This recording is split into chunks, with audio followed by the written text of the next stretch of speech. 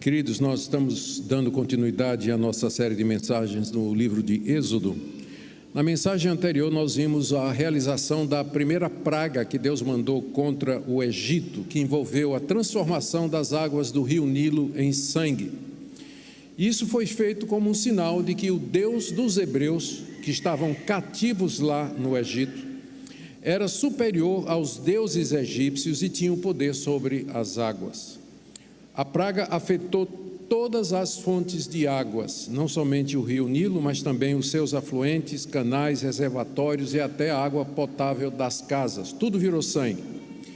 E apesar desse milagre poderoso, o faraó continuou com o coração endurecido e não deixou o povo de Deus sair. A praga durou uma semana, mas isso não alterou a decisão de faraó.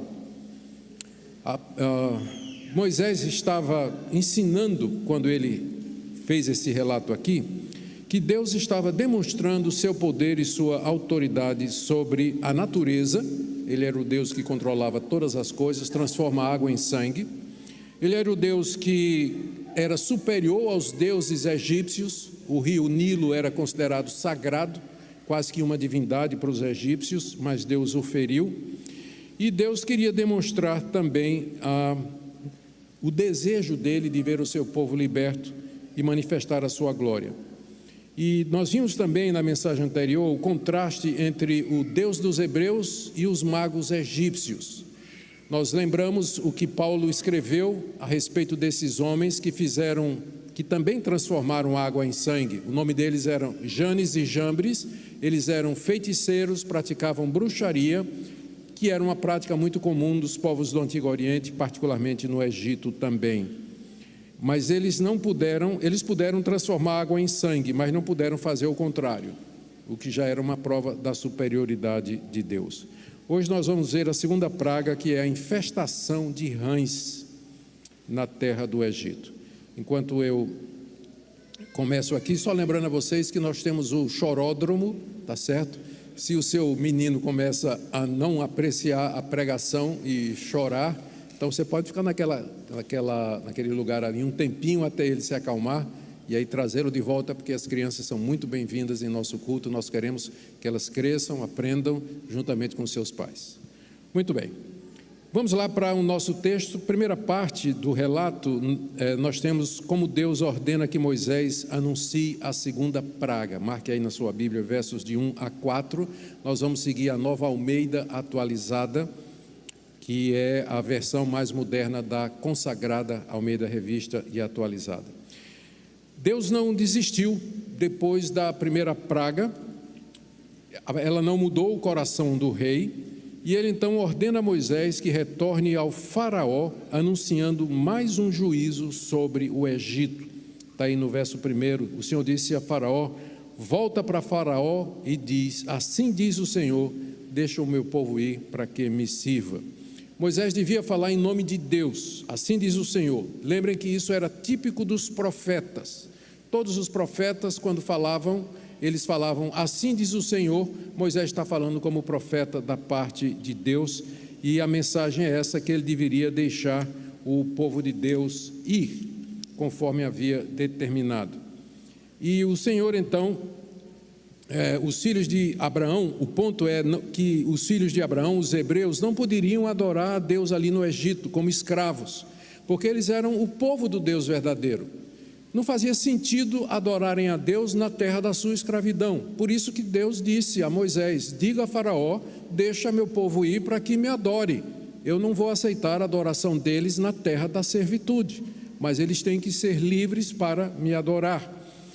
Moisés deveria ainda, na conversa que Deus manda que ele tenha com faraó, ameaçar faraó com outro castigo sobre o Egito. E nós lemos aí no verso 2, Deus dizendo a Moisés para dizer a faraó que ele ia mandar rãs sobre todo o território do Egito. E uma infestação, na verdade. Aqui a gente tem um pouquinho de ajuda da arqueologia. As rãs no Egito eram associadas a uma deusa chamada Heket, que também estava associada ao nascimento e fertilidade. As rãs viriam segundo Moisés diz aqui a Faraó, as rãs viriam do rio sagrado deles, de onde eles tiravam a vida, mas que iria fervilhar com a morte. Ou seja, Deus está julgando dois deuses, duas divindades do Egito ao mesmo tempo. O rio Nilo, mais uma vez, porque é de lá que as rãs haveriam de vir, e as rãs que eram associadas com essa deusa da fertilidade. Ele diz aqui, Deus diz a Moisés, que as rãs seriam tão numerosas que iriam cobrir toda a terra do Egito. E dá os detalhes, elas saltariam para dentro da casa de Faraó, nem a casa do Faraó ficaria imune a isso aí, entrariam no quarto de dormir do rei, e até na sua cama. Imagina Faraó indo dormir, quando descobre o lençol, está cheio de perereca lá, né? De rã, gia, sapo, todo tipo, né? Aquelas coisas horrorosas lá. Pulariam para dentro das casas dos oficiais de Faraó, nas casas de todos os egípcios, e infestariam, olha os detalhes aqui, infestariam os fornos e as amassadeiras de todas as casas dos egípcios. Imagina a dona de casa egípcia abrindo lá o forno para cozinhar e sai rã de tudo quanto é tipo, abre lá o lugar onde tem as panelas para pegar a amassadeira, sai rã de tudo quanto é tipo, é rã pulando por cima, saltando na cabeça, na cama, no quarto, uma praga geral de rãs. É aquilo que haveria de acontecer se Faraó não obedecesse a Deus como Deus desejava que ele obedecesse. Ninguém ficaria impune, mostrando a soberania de Deus, Deus exercendo sua autoridade, seu poder e seu juízo sobre todos. Do verso 5, isso aí está nos versos de 1 a 4, Deus mandando Moisés a Faraó anunciar a praga. Do verso 5 a 7, já temos o relato da praga em si. Aparentemente Moisés e Arão foram ao encontro de Faraó mais uma vez, anunciaram tudo isso que nós acabamos de ler aqui, e Faraó deve ter se recusado mais uma vez a obedecer. Quem é Deus? Quem é o Deus de vocês?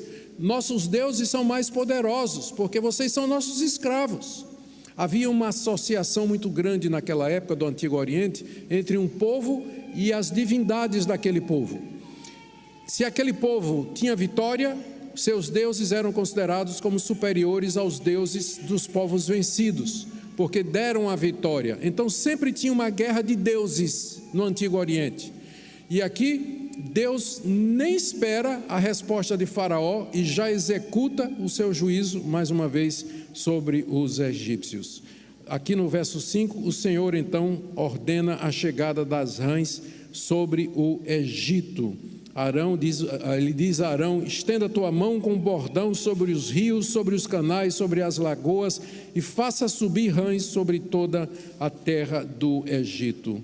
E dessa forma o rio Nilo fervilhou com rãs que saíram de lá para invadir todo o Egito. Lemos aí no verso 6, como Arão fez o que Deus mandou. Ele estendeu a mão sobre as águas e as rãs simplesmente brotaram, nasceram, pularam de dentro do rio Nilo, saíram pulando lá, saíram das margens, entraram na cidade, entraram nas casas, pularam, entraram no palácio real. Era rã para todo lado, depois que Arão estendeu a sua vara sobre o rio Nilo e os seus afluentes, exatamente como Deus havia mandado. Então, de novo, lemos aqui no verso 7, os feiticeiros fazem a mesma coisa. Aqui no verso 7 lemos que os magos fizeram o mesmo com suas ciências ocultas e fizeram aparecer rãs sobre a terra do Egito. Aqui Moisés nos diz que eles usaram ciências ocultas, magia, e nós na última vez falamos que nós não devemos menosprezar os poderes das trevas. Isso aqui não era uma ilusão, eles fizeram realmente rãs aparecer. Não era prestidigitação, não era alguma coisa que era uma ilusão. Os poderes das trevas, eles às vezes têm alcances que nós não conhecemos. A palavra de Deus fala lá em Apocalipse 6 de demônios que são operadores de sinais. Fala também de falsos profetas que fazem sinais e prodígios. Nem tudo que é sobrenatural é divino. Esse é o problema de muita gente, que pensa que tudo que é sobrenatural é de Deus. Não No mundo do sobrenatural existem os anjos caídos, existem demônios, Satanás se transfigura em anjo de luz, diz a palavra de Deus, e ele pode produzir experiências, aparições, sugestões, pode oprimir, pode guiar, pode entrar, trazer pensamentos na sua cabeça, embora ele não leia a sua mente, mas ele pode colocar coisa na sua cabeça, uma forma de opressão. Nós estamos lidando com uma guerra espiritual. O apóstolo Paulo escreve aos Efésios: a nossa luta não é contra carne e sangue, mas contra principados e potestades, contra os poderes espirituais da maldade, nas regiões celestiais. Então, nossa luta é essa. Moisés enfrentou essa luta, ele fez o sinal que Deus tinha mandado, as rãs saíram do rio Nilo, mas Satanás, que é o macaco de Deus, que sempre imita Deus, fez a mesma coisa, e o coração de Faraó se tranquilizou. O objetivo desses feiticeiros, cujo nome é Janes e Jambres, está lá na carta de Timóteo, o objetivo deles era desacreditar Moisés. Isso que Moisés está fazendo não é nada demais, nós fazemos também. Por que nós vamos escutar o que ele está dizendo? O nosso Deus, os nossos deuses são tão poderosos quanto os deuses dos hebreus. Mas aí, mesmo que eles conseguiram fazer com que rãs saíram do Nilo, mas não conseguiram fazer com que as rãs voltassem. Eles não anularam, a praga continuou. E Faraó parece então que pela primeira vez dá sinais de que vai concordar, como nós lemos aí do verso 8 até o verso 11. No verso 8, Faraó chama Moisés e Arão e diz: peçam ao Senhor que tire as rãs de mim e do meu povo, então deixarei ir o meu povo para que me sirva. Parece que teve algum efeito no coração daquele homem endurecido. Chamou, não é? Entre uma rã e outra, chamou Moisés e Arão lá no seu palácio e diz: olha, tudo bem, pede ao Deus de vocês para tirar as rãs de sobre o meu território e eu vou deixar o povo ir. E é interessante que ele aqui no verso 8, quando ele diz assim: rogai, peçam ao Senhor, ele usa o nome de Deus, o verdadeiro nome de Deus, Yahweh, no texto hebraico, e que é traduzido como Senhor, às vezes com letra maiúscula. Então ele já sabia o nome do Deus dos hebreus, certamente Moisés havia comunicado, e ele diz: então vai e peça a Yahweh, que é o nome pelo qual Deus se faz conhecido, é o nome inefável de Deus, peçam a ele que tire as rãs de cima de mim, e eu deixarei que vocês vão para oferecer sacrifícios a Deus. Notemos aqui que ele diz outra coisa, olha, veja o final do verso 8: eu vou deixar o povo ir para que ofereça sacrifícios ao Senhor. Ele já tinha consciência que o culto a Deus envolvia sacrifícios de animais. Ele já tinha essa consciência. Provavelmente nas relações, nos diálogos e comunicações com Moisés, aquilo tinha ficado muito claro. Eles tinham que sair da terra do Egito, levar o gado, ir até o Monte Sinai e ali oferecer sacrifícios a Yahweh, porque era essa a forma de culto que Deus havia revelado desde o paraíso, quando Abel ofereceu sacrifícios de animais a Deus como expressão do culto verdadeiro. Notemos que ele tinha essa consciência e que sob pressão ele começa a ceder. Moisés então toma as medidas necessárias para que Faraó interprete errado, veja só, o livramento que vai acontecer. Aqui nos versos 9 e 10, Moisés se dirige a Faraó e diz o seguinte: tá bom, você vai deixar o povo ir, você quer que eu ore para que as rãs saiam, então por bondade, me diga exatamente a hora que você quer que as rãs se retirem, para não ficar dúvida. E Faraó disse: eu quero que seja amanhã, né? Amanhã eu quero as rãs fora daqui. Moisés disse: combinado, amanhã eu vou orar ao Senhor e você vai ver que Deus é Deus, e as rãs vão se retirar de todo o território nas quais elas estão, para que não haja nenhuma dúvida. Num certo sentido, por assim dizer, Moisés colocou Deus em xeque, não é? Porque ele diz assim: seja conforme a tua palavra, verso 10, para que saiba que ninguém há como o Senhor nosso Deus. Porque alguém poderia dizer que era coincidência, né? Poderia dizer que era coincidência as rãs irem embora. Elas vieram e foram embora. Aí Moisés disse: não, eu quero que você diga a hora que elas vão embora, para ficar claro que é a ação do meu Deus. E Faraó diz amanhã. E Moisés diz, assim vai ser feito. Moisés não tinha nem falado com Deus, né? Mas ele estava tão confiante, mas ele disse, vai ser assim, conforme eu estou dizendo, amanhã as rãs vão embora. É como se Moisés dissesse assim, Deus, eu me comprometi. Agora eu tenho um compromisso, amanhã às 10 a.m. as rãs têm que cair fora da terra do Egito. E foi isso que Moisés fez. E Deus respondeu a oração de Moisés. Veja aí, gente, do verso 12 a 14. Aqui esse diálogo de Moisés com Faraó. Então saíram Moisés e Arão da presença de Faraó. Moisés clamou ao Senhor por causa das rãs, conforme combinara com Faraó.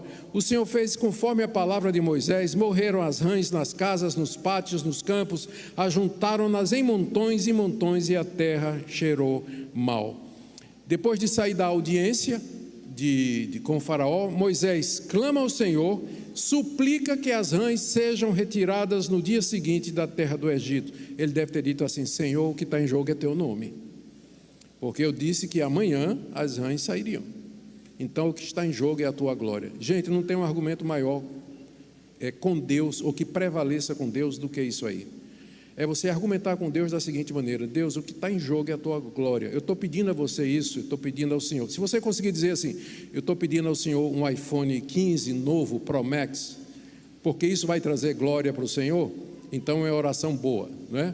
Se você não conseguir linkar seu desejo, suas orações à glória de Deus, seu argumento é fraco. Pode ser até que Deus responda, mas o que prevalece com Deus é a glória dele. Porque Deus sempre faz todas as coisas para a sua própria glória. E aqui Moisés deve ter dito, se amanhã, às 10 horas da manhã, como eu disse a Faraó, eu estou imaginando que foi esse horário, as rãs saírem de todo o Egito, todos saberão que o Senhor é Deus, e aí então o povo será livre. E aconteceu como Moisés havia dito, ele clamou a Deus e as rãs saíram. E não só, na verdade elas não saíram, não é? Deus, é interessante, Deus não mandou as rãs de volta, Deus fez com que elas morressem. É como se Deus dissesse assim, tá bom, mas eu vou deixar um castigo aí para vocês, não é? Esse povo é um povo rebelde, esses egípcios, tudo bem, as rãs vão morrer, mas vocês vão ter que limpar a carniça. E nós lemos aí que o povo, olha, o verso 14, né, o verso 13, morreram as rãs nas casas, nos pátios, nos campos, e os egípcios tiveram que ajuntar montão e montão de rã, imagina, né, com a pá, passando pela rua, pelas casas, tirando, né, juntando aquele montão de rã, tocando fogo, a carniça subiu pela terra do Egito. As únicas rãs que não morreram foram as rãs que estavam no Egito, no rio Nilo. E aquilo foi uma espécie de castigo. Note que não se fala nada sobre os hebreus. Será que foram rãs para a casa deles também? Porque eles moravam naquela região, na terra de Gósen. Embora não seja dito nada, é provável de que os hebreus tenham sido poupados, como vai ser dito mais adiante nas próximas pragas, que Deus fez a distinção entre o povo do Egito e o seu povo, para deixar claro que era ele que estava fazendo isso aí. Toda a terra do Egito voltou a feder terrivelmente como a primeira praga. E, gente, última parte aqui do texto. Faraó, vendo o alívio, o que é que ele fez? Endureceu o coração, ficou obstinado e não cumpriu sua palavra. Quando ele se sentiu aliviado e viu que o problema foi resolvido, ele endureceu o coração, verso 15, vendo Faraó que havia alívio, continuou de coração endurecido e não os ouviu como o Senhor tinha dito. Deus, quando chamou Moisés, lá no início do livro de Êxodo, ele disse a Moisés, eu vou mandar você a Faraó, você vai dizer a Faraó para deixar o meu povo ir, mas ele não vai te obedecer, ele vai endurecer o coração. E eu vou fazer que isso aconteça, para que eu faça esses milagres na terra do Egito, para que os egípcios vejam que eu sou Deus, para que eles vejam que eu sou o único Deus verdadeiro. Então havia um propósito da parte de Deus com a dureza do coração de Faraó. Paulo, quando se refere a esse episódio lá em Romanos 9, diz que Deus falou assim, para isso mesmo, se referindo a Faraó, para isso mesmo eu te levantei, Faraó, para que o meu nome seja exaltado em toda a terra. A dureza de coração de Faraó permitiu que os sinais e prodígios de Deus fossem feitos na terra do Egito para demonstração da sua glória. Isso tira a responsabilidade de Faraó? De maneira nenhuma.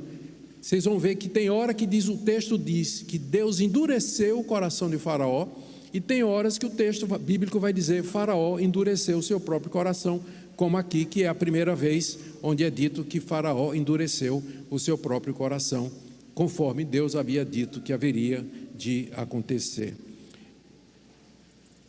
E eu quero terminar, gente, fazendo aqui duas aplicações gerais. A primeira delas é essa pergunta: o que Moisés queria ensinar? Lembre que Moisés está contando essas histórias às margens do rio Jordão, com o povo prestes a atravessar o rio para possuir a terra prometida. Era a segunda geração de israelitas. A primeira geração, aquela que foi incrédula, que não quis entrar na terra prometida, ela havia morrido. Os seus filhos tinham tomado o seu lugar, mas eles não conheciam o Senhor, eles não conheciam as obras do Senhor. Moisés então conta todas essas histórias que nós temos no livro de Gênesis, Êxodo, Levítico, Número e Deuteronômio, que é uma repetição. Provavelmente o livro de Êxodo foi escrito durante esse período de peregrinação. O conteúdo, entretanto, foi proclamado por Moisés ali, aquele povo que estava prestes a entrar na terra prometida.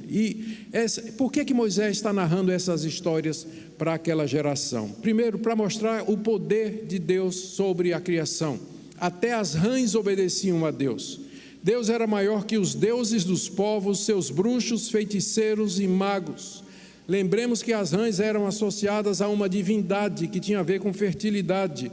Janes e Jambres não foram capazes de fazer as rãs se retirarem. Ou seja, em tudo Deus estava mostrando que Ele é o único Deus verdadeiro. O grande problema no Antigo Testamento é o politeísmo.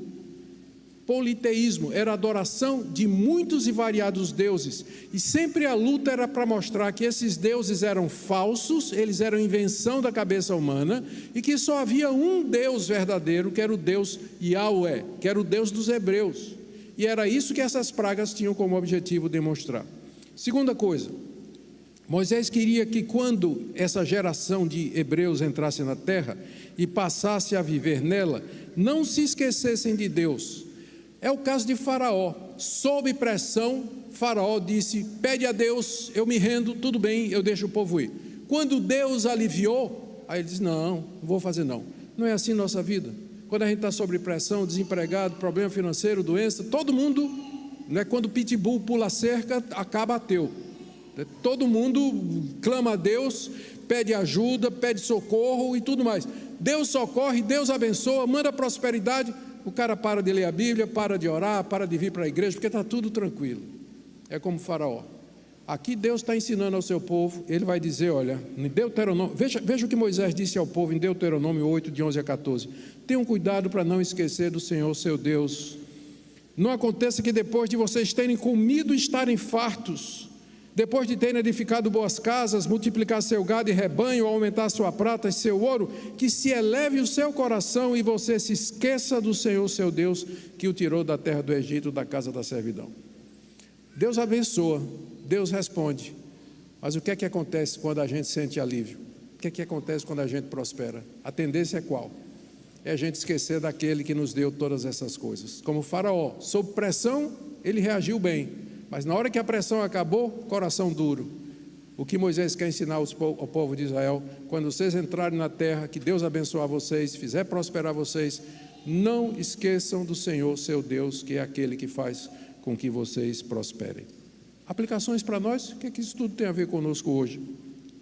Primeiro, dureza do nosso coração. Debaixo de pressão, como eu disse, a gente clama a Deus, a gente se humilha, a gente faz promessa, faz voto, faz propósito, faz campanha, não é isso? Em algumas igrejas, né? Quando a coisa está difícil, Deus atendeu, está aliviado, acabou a piedade, acabou a oração. Deus nos atende, mas nós continuamos em nosso caminho. Examine seu coração. Se você tem sido abençoado, se você tem sido agraciado, Deus tem respondido às suas orações, você tem se lembrado do Senhor, daquele que lhe deu todas essas coisas, tem se lembrado dos caminhos dele, de obedecê-lo, de andar conforme ele deseja.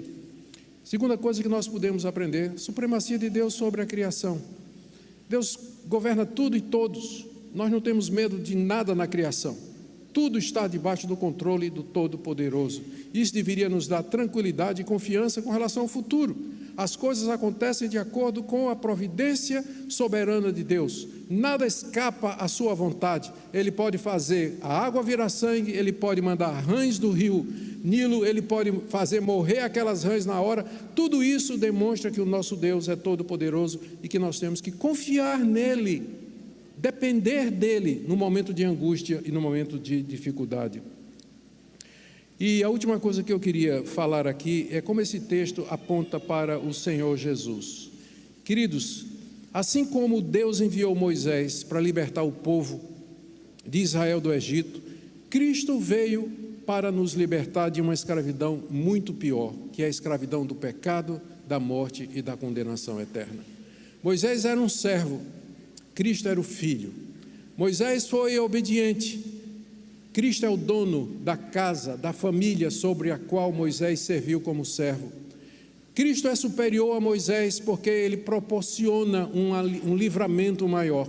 Ele livra você não da escravidão física que existe em alguns casos, mas ele livra você da escravidão da morte, do pecado, do diabo, do mundo e da condenação eterna. Ele é o nosso libertador. Essas pragas e a libertação do povo de Israel tem como objetivo demonstrar isso aqui. Segunda coisa ainda para falar a respeito do Senhor Jesus. Relatos como esse na Bíblia mostram o poder absoluto de toda a criação. E a Bíblia nos informa que Cristo, tudo foi criado para Ele e para Ele. A Bíblia o chama de o primogênito de toda a criação. Ele é o princípio, Ele é o primogênito de entre os mortos. Ele é o cabeça de uma nova criação, de uma nova humanidade. E finalmente Ele é o servo perfeito. Moisés obedeceu a Deus em tudo que Deus mandou, e Cristo obedeceu até a morte de cruz, para que você pudesse ser salvo, ser perdoado, ter uma nova vida. Eu concluo deixando isso para o coração de vocês. Qual a sua reação diante dessa demonstração da glória de Deus? Isso aqui é apenas um dos centenas de relatos que a Bíblia traz do poder de Deus sobre as pessoas, sobre a história, sobre a criação, sobre o seu desejo de nos livrar. Esse é apenas um entre muitos relatos que falam de nosso coração endurecido, da rebelião contra Deus. Como é que você vai reagir diante da exposição da palavra de Deus nesta manhã? Você vai ouvir, você vai atender, vai examinar seu coração. É isso que nós queremos de você, que você agora coloque isso que você ouviu em prática. Comece olhando o seu coração, examinando as suas motivações. Você está buscando a glória de Deus, seu coração está grato a Deus, você reconhece a soberania de Deus, descansa em Deus. É isso que esse texto representa e significa para nós hoje. Amém? Nós vamos orar, vamos ficar em pé. Quero convidar o pastor Samuel a vir à frente e orar com vocês, e depois nós vamos cantar e encerrar com a bênção apostólica.